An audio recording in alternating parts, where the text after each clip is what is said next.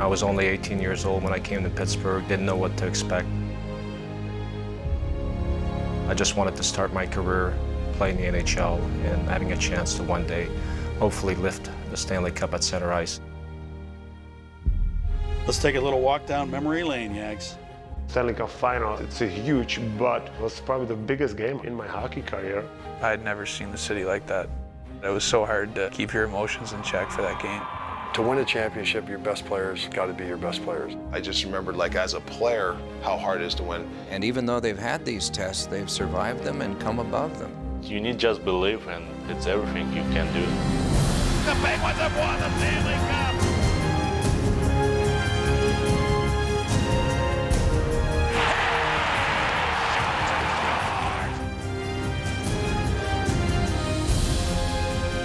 This is an organization of stories, not just championships, but stories. Look back and see what's happened in 50 years. The Penguins are one of the most successful franchises, really, in this league. It's phenomenal.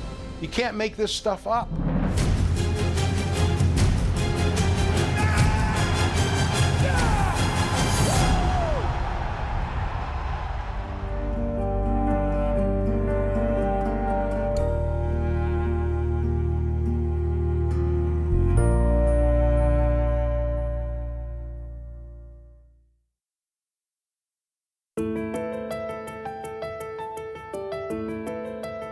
After 50 years, it's easy to forget that a storied history often starts from the humblest of beginnings, simply the spark of an idea in one person's mind. I'm sure there are a lot of people who really don't even know a lot about how the Penguins were hatched, the original owner of the Penguins, and what the story was behind Pittsburgh even getting an NHL franchise.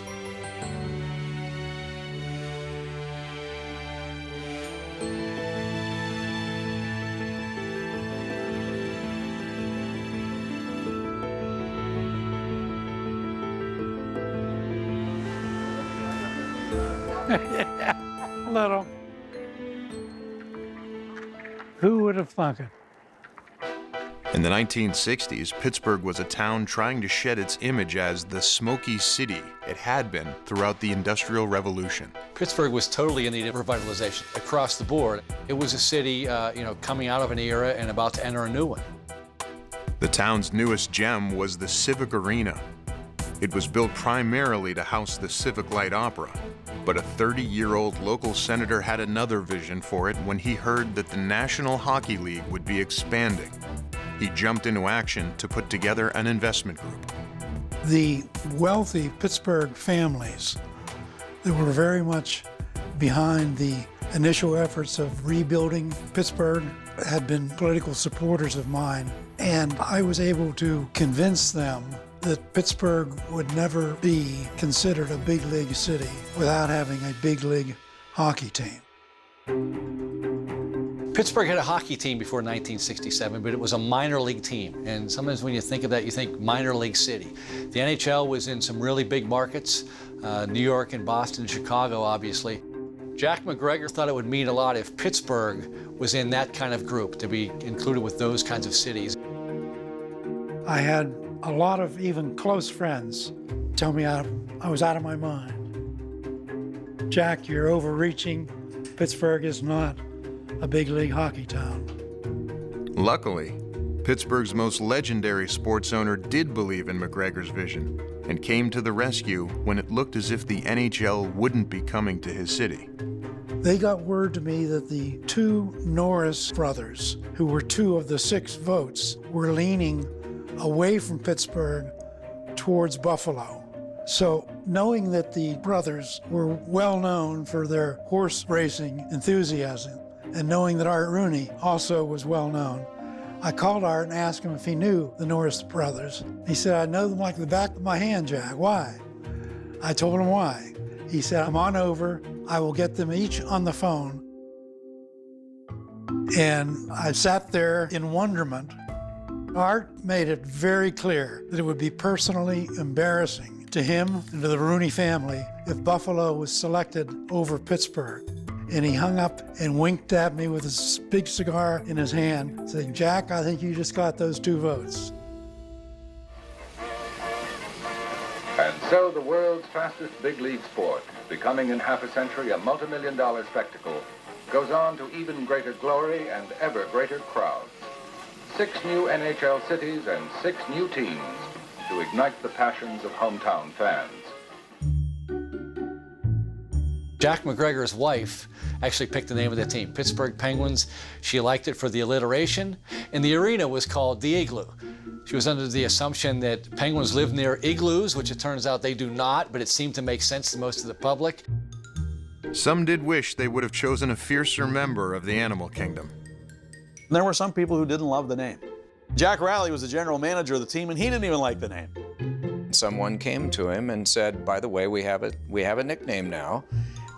We're going to be called the Penguins, and his reaction was, "You're kidding." It didn't help that in the original logo, the penguin was a bit overweight and wore a scarf. Thank God we changed the logo. In back of me, you look at the Civic Arena, where we'll play our 37 home games. Well, we drafted a club that had experience, Ed. We felt that we weren't going to try and tell the fans we're building for the future. Actually, we're trying to put the best club on the ice that we can this year from the players that were available. I don't think the age of them will hurt their play. Usually the veterans get stronger as the season goes on. It takes them usually a little longer to get in shape, as a matter of fact, and at the end of the year they'll be real prime factors in the games that we have to win. There was great prestige, obviously, for Pittsburgh to suddenly become a member of the National Hockey League in one of those 6 teams that was added to the league in 1967. It was a very elite group. I happen to have the puck with me. This is the puck that we dropped that night. The excitement took your breath away. It was close to a sellout. The fans were standing on their feet, screaming for the first 5 or 10 minutes into that game. An experience I'll never forget. It took many a year before that many people showed up again. Unfortunately, the early Penguins became known less for winning and more for unintentional comedy. Their first radio station was WEEP, Weep.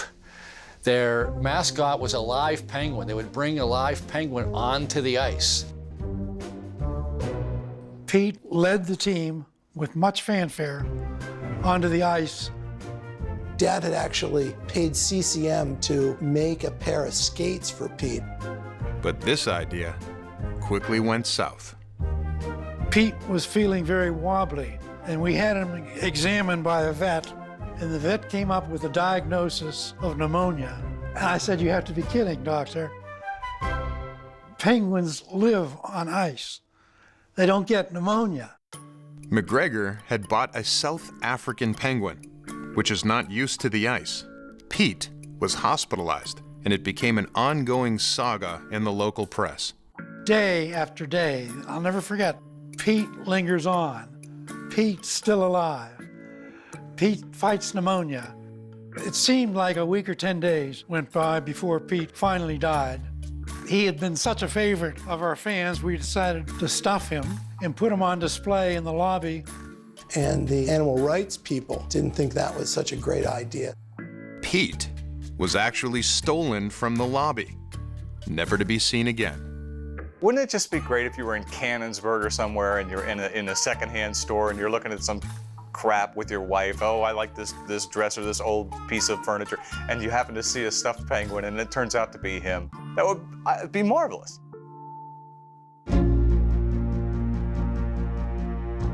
I can honestly remember Pittsburgh when I was a young kid collecting hockey cards. And, you know, the Kenny Shinkles, the Ronnie Shawks, the Les Binkleys, these names and these jerseys, these light blue jerseys that we always thought were pretty cool in the early days, and to watch that team get better. That was really the start of my career, the way I look at it. Just being able to play for Pittsburgh was a big thrill to me. The Penguins weren't Stanley Cup contenders early on, but the team had an array of talented players, and one in particular that could have changed the course of their history. Young Michel Briere, who led the team in assists with 32 and displayed tremendous poise and talent for a rookie centerman. As a rookie during the 1969-70 season, Briere helped the Penguins surprise the league by making it to the second round of the playoffs. Oh, I knew Michel Briere. He was a great player. He came out of northern Quebec, and all of a sudden, he became a star. Young 20-year-old rookie Michael Briere, who last year for Shawinigan Falls, believe it or not, scored 75 goals. But he was the kind of guy you had to see to appreciate the grace and the way he manufactured offense with his skating, a real slick player. Oh, I noticed, Mike, at the beginning of the season, the other players took shots at you and pushed you around a little bit, but you seem to be fighting back now. Yeah, that's what you have to do because they won't leave you alone. So I just, if they give me a stick, I give him a stick, that's all. But that offseason, he was involved in a car crash which left him in a coma for 11 months before he ultimately passed away. This was shortly before another Pittsburgh athlete who wore number 21 also died tragically, Roberto Clemente. Unfortunately, the mishap that he had stopped it short. I'll tell you, it was a real tragedy to see him, and I think it probably set a lot of guys back for a while. It lingered on for, I think, for years, you know. It was out, you're always reminded about it, you know. What would happen if he'd have been here? The pace setters in the Penguin scoring parade are Al McDonough, Lowell McDonald, and Phil Apps.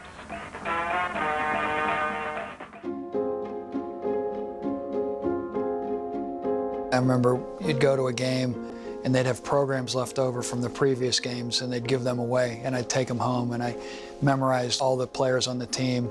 And the older kids in the schoolyard used to grab me and say, Morehouse, you know, can you tell me who's number 2 on the Penguins? Or, and I used to be able to repeat them, and I was getting D's in school, but I memorized like the whole roster. I knew everyone on the team.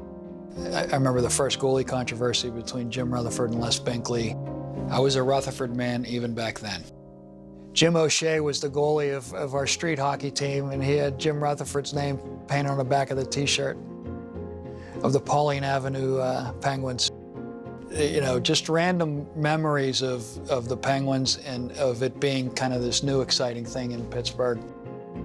I remember it seemed like being part of a special club, you know, that only a few people were interested in, but those people were very interested, like a secret society. When I first came, I came in August of '74, and when I got here, the team itself actually was a pretty good hockey club. And the team had 9 20-plus goal scorers.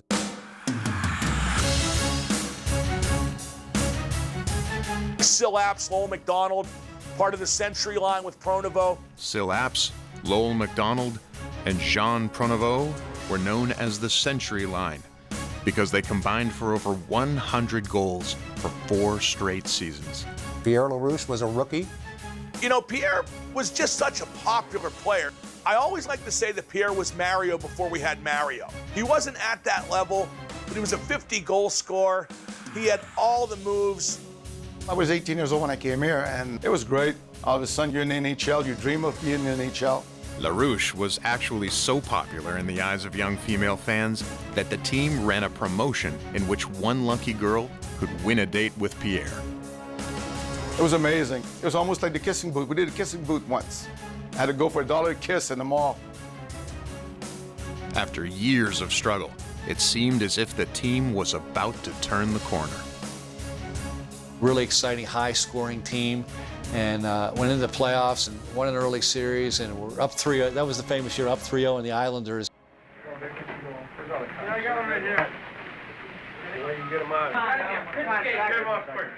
After winning the first 3 games in the best-of-7 series, Pittsburgh dropped the next 3, and now faced a humiliating collapse in the series. Come on, guys, let's be going now. Come on, going. Are you nervous? Yeah, I get nervous. If you can't get nervous about the hockey game, then you know, it's no fun. I'm always nervous. My hands are sweaty. My pits are wet. But I'll be okay once they drop the puck.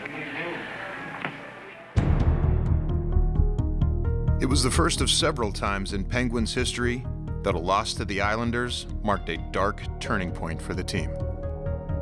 They remain one of only a couple of teams in the history of the league to blow a 3-0 lead. I have never cried as hard as I did as a 14-year-old kid. Just talking about it now is actually a bit rattling because, you know, it finally seemed like the team was going to turn the corner. It was really embarrassing. Unfortunately, the team immediately after that series went bankrupt. Just weeks after the collapse, the IRS claimed the Penguins owed the government more than $500,000 for not paying the withholding taxes they had collected from the players the previous season. And you knew the team was in trouble. Pete Flaherty, the mayor, and his wife were trying to marshal support, but back then it just didn't have enough money. No one probably expected what would happen with that photo in the Pittsburgh Post Gazette of the padlock actually on the door. It was tragic because it didn't just happen like off the heels of a terrible season where everything was falling apart and now the team's bankrupt. This was a really good hockey team that all of a sudden had its doors padlocked. This was, you're out of money, you're shut down. We were all in shock and fear for the first time of many times that we were going to lose our team here in Pittsburgh. The team was taken over by the NHL and only remained in Pittsburgh thanks to shopping mall magnate Edward J. DeBartolo Sr., who purchased the Penguins the very same year he bought the NFL's San Francisco 49ers. As they entered the 80s, the Pens ditched the light blue uniforms in favor of the black and gold, worn by the Steelers and Pirates, who both won championships in 1979. There's no question that's why they decided to go to the black and gold. We had been dubbed the City of Champions. They were clearly third in the marketplace, in fact, maybe even fourth behind Pitt football at that time. So they really tried to jump on the bandwagon by identifying with the City of Champions. Led by players like Rick Kehoe and characters like Gary Risling, they tried to put a winner on the ice and fans in the seats. That's Budweiser Sports Bag Night, Saturday, February 26th. They made the playoffs in 1982, but seemed incapable of being more than just a middle-of-the-road franchise. Throughout the history of the Penguins, we were always trying to patch together a team that could maybe make the playoffs. And so it was just a case of being mired in mediocrity for years. If you want to have a good team, you got to build through the draft. You're going to have to be patient. New Penguins coach, legendary Bruins goalie Eddie Johnston, set to establish this model in the organization, looking at a long-term plan rather than a series of quick fixes. We were giving away our picks before, and I was inclined. I told Mr. DeBartolo that I was not giving up our first-round pick. The first-round pick in '84 was of particular interest, and the Penguins were in the running to finish last and be in position to select him. I was director of player personnel, and when we looked at all our reports, there's only one player that you got to draft if you finish last. Pro hockey beckons Lemieux this June. He will likely be the first pick in the NHL draft. While he's a superstar in Quebec, French Canada is not likely to be his home much longer. Pittsburgh and New Jersey hold the first two draft picks. Barring a trade, one of those teams will win the Lemieux Derby and try to build a franchise around this scoring machine.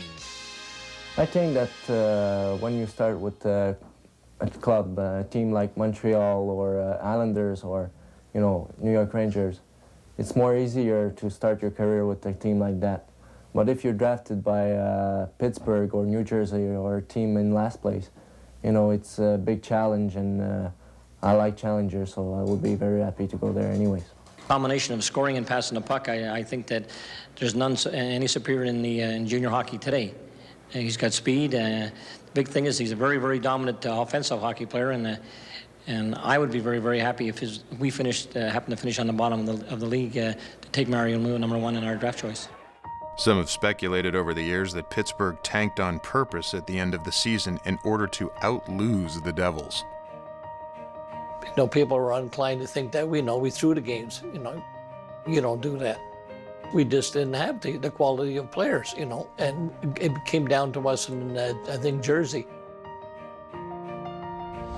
What I did, I brought up some kids that we had in our farm club, a couple of a goalkeeper and that, just to try to make an evaluation of them, you know.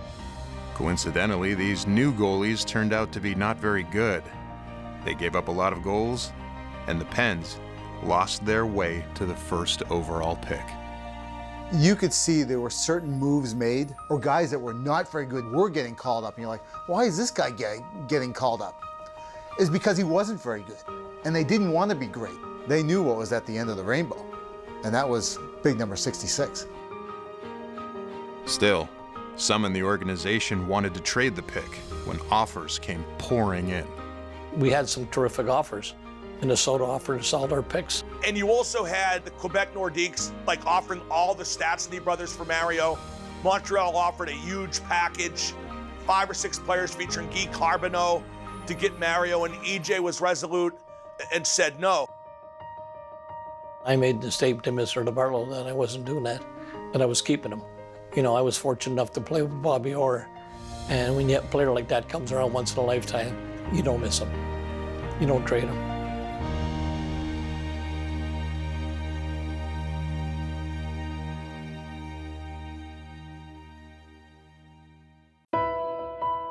Even as Pittsburgh underwent a cultural renaissance, its identity remained tied to its working-class roots.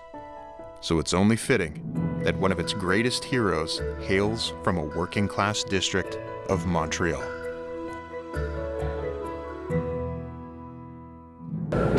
Pittsburgh, un premier choix de Pittsburgh, number 66, Mario Lemieux. When I announced the premier choix de Pittsburgh, the numero 66, Mario Lemieux. That was the best thing that could ever happen to me and to the Pittsburgh Penguins. Yeah, I do remember when I got drafted in '84 by Pittsburgh. I remember going to the airport here in Pittsburgh and having Paul Steigerwald pick me up, and I remember coming through the tunnel for the first time, and that's when I fell in love with the city. It's a beautiful city, beautiful sight, and that day I'll keep with me for the rest of my life. We drive down the Parkway, and I'm turned around in the seat like this, looking back. You know, I was looking at his hands. He had this cool 66 ring that somebody had given him. Just remember him having a regal, dignified quality about him. Very proud. He always sat with his chin up. After one day in training camp, when Mr. DeBartolo came, he said, "Thank God